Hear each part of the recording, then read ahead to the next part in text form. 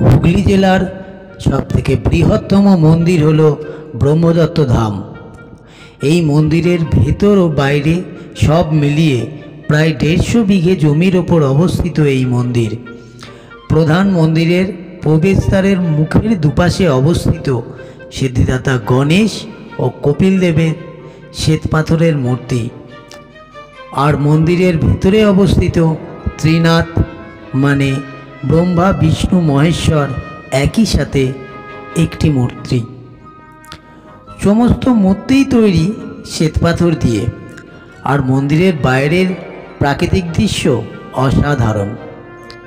সকাল 7টা থেকে দুপুর 1টা, আবার দুপুর 3টে থেকে সন্ধে 8টা পর্যন্ত খোলা থাকে এই মন্দির। বৃহস্পতিবার সমস্ত ভক্তদের কোনো পয়সা ছাড়াই সবাইকে ভোগ খাওয়ানো হয়। কলকাতা থেকে বা শিয়ালদা থেকে বা হাওড়া থেকে খুব অল্প সময়ে চলে আসা যায় এই মন্দিরে। হাওড়া বা শিয়ালদা থেকে ট্রেনে চেপে আধা ঘন্টা 40 মিনিটের মধ্যেই পৌঁছে যাবেন বারুইপাড়া, আর বারুইপাড়া স্টেশনে নেমে অটোয় উঠে বনমালীপুর, ব্যাস পৌঁছে গেলেন মন্দিরে। অটো ভাড়া মাত্র 15 টাকা।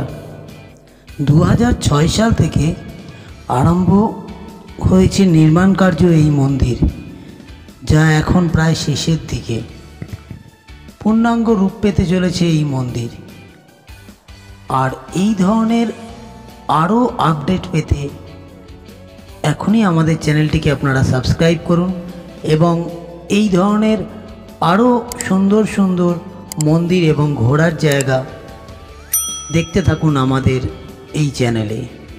তাই দয়া করে সাবস্ক্রাইব করুন, শেয়ার করুন সবার মধ্যে। ধন্যবাদ।